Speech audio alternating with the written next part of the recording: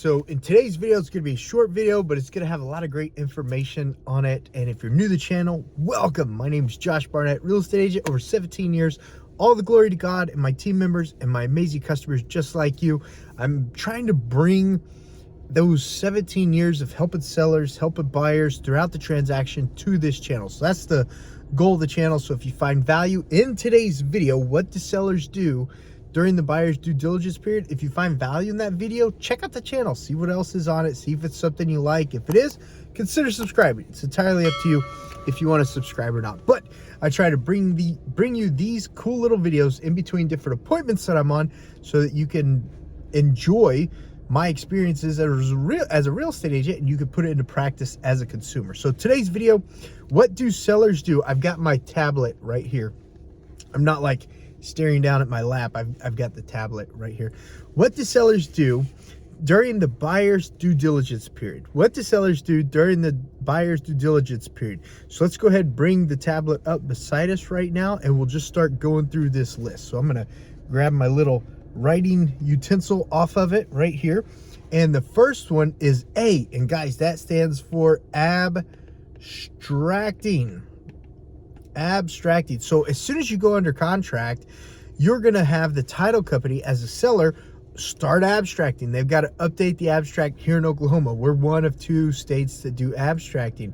And basically it's a book of all the deeds, easements, right-of-ways, everything that's involved with your property from statehood, from patent to present, to today.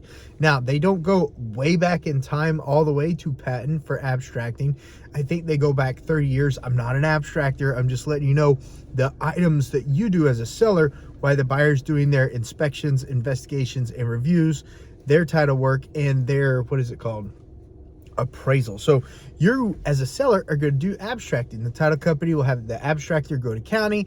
They'll make sure nothing showed up on the general record, the journal record, the index. They'll make sure that nothing shows up on the index that they need to add to that abstract. And once the abstractor signs off on it, then they build the title report based off the abstract. And then that's the information sheet that the seller works on to clear title. If anything pops up, like any weird credit card judgments, any weird credit card liens, any air conditioner liens that we didn't know about, anything like that, they put it on the title report, and then we as the seller, we start working to get those things cleared. Or if there was a previous divorce or something along those lines, that maybe the divorce attorneys didn't do everything correctly, that happens, it does happen. Then we've got to work on a quick claim deed or something like that to get that squared away. So the first thing is abstracting. So we'll put a great big check mark right next to abstracting, indicating that we've talked about it. The next thing is keep it show, I'm going to write that in all caps, ready.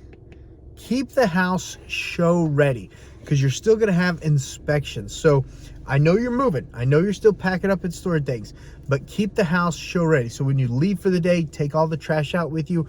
Always make sure the bathrooms are clean. Maybe not have to pick up the kids' rooms every day, or if you've got an older adult with you living at the house, you don't have to pick up the older adult's room every day. You don't have to do that, but keep it as show ready as possible. If you got a cat litter box, keep that thing clean. Keep it out in the garage if at all possible. Don't have that cat litter in the house, because we don't know when the appraiser might just be in the area and they might want to stop by and take some appraisal pictures. Now, we always try to get as much notice as possible. We always try to do that. But if they're in the area and we can get that checked off the list and moved on to the next step, then yes, let's get the appraisal done while it's ready.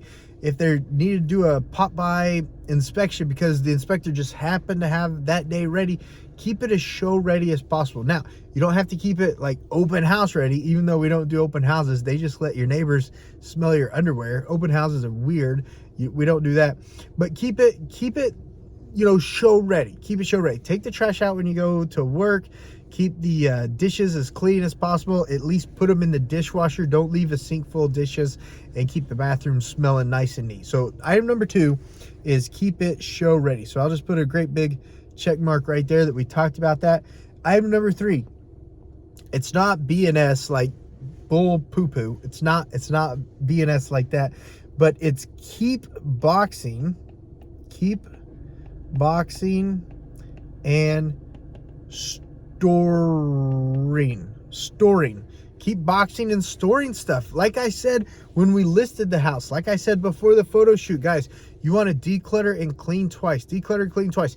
If you haven't touched it in 30 days, box it up, put it in the garage. If you didn't get to do all that before we shot the photos, did the videos, brought the property live, did all the marketing, did everything that we do, keep doing it because you're getting ready to move. You're getting ready to move. Now, until we're past the appraisal, until we're past the inspections, until we're past underwriting, we're not 100% moving yet. It's not 100% guaranteed till we're done all those steps, and even then it's not 100%. But keep boxing and keep storing. Keep boxing stuff up. Keep putting it in the garage, in the middle.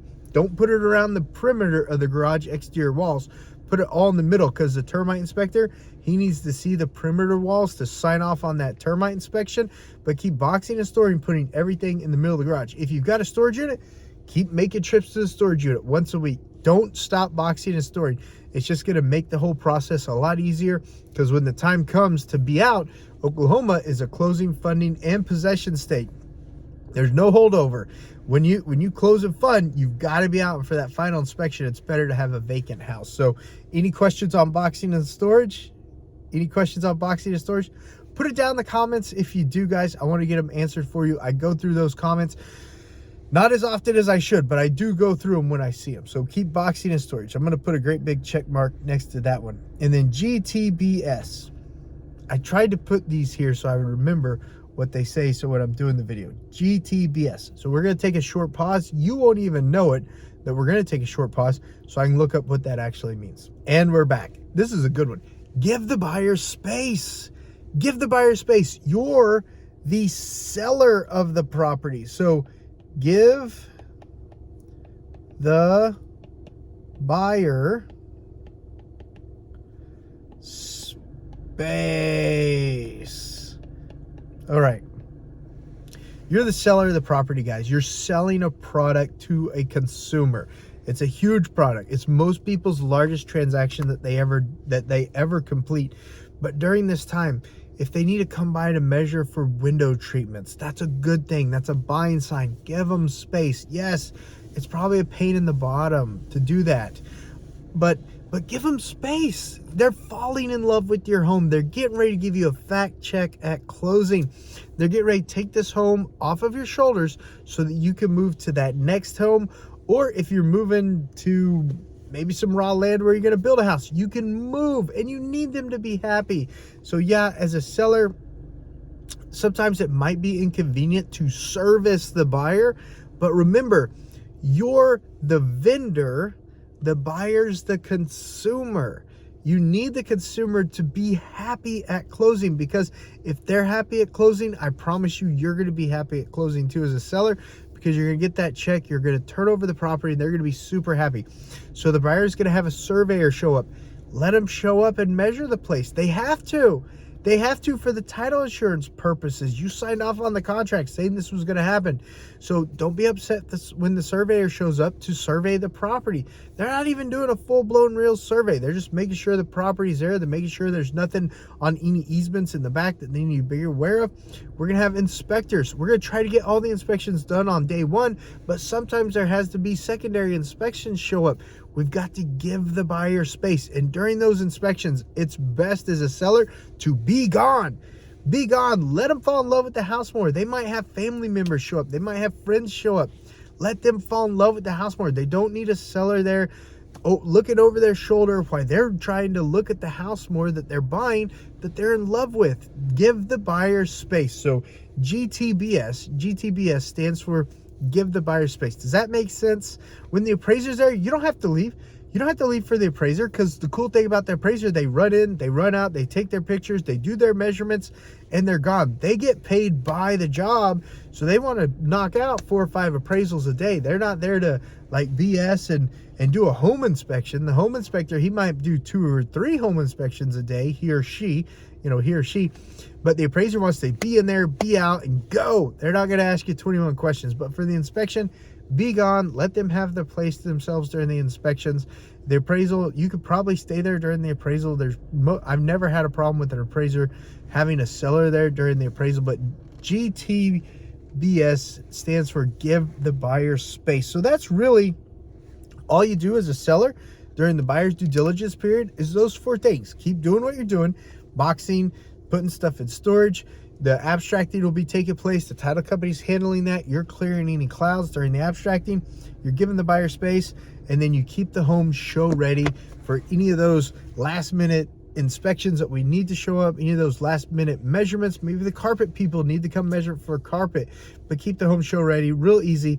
Keep take the trash out with you when you leave. Keep the bathrooms really clean. If you've got kiddos, you don't have to worry about cleaning their room every single day. If you got a live-in elderly grandparent or elderly mother or father or whatever, you don't have to keep their room 100% clean anymore because you are under contract. It doesn't have to be open house ready because we don't do open houses, but it does need to be at least show ready, but not to the extent that you got to keep the kids' rooms picked up or the elderly grandparents' rooms picked up. So that's what you do as a seller during the buyer's due diligence period. You don't really do too much. You've done all your work on the front end.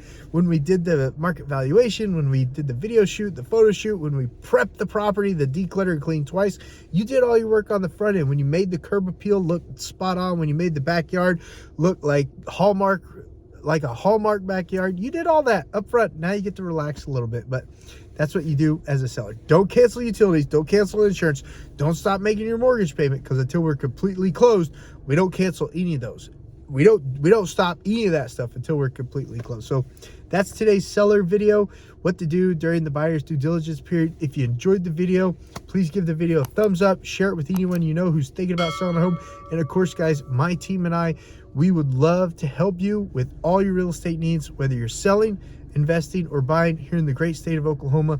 And yes, we have team members in 24 different countries. 24 different countries. So if you're selling in another state here in the United States, or if you're thinking about doing real estate in another country, reach out to us. Let's discuss it. If we have someone in the country you're interested in that we can connect you with, and we can get you referred over to them. Thanks so much, guys. Josh Barnett, been in the business 17 years. Love to help you out. And I'll see you guys on this video. That video that's popping up right there, that might be another video I want to watch. That's what the algorithm's saying. And then that video over there, that's another video that the algorithm's saying you might want to watch. So I'll see you guys on the next one.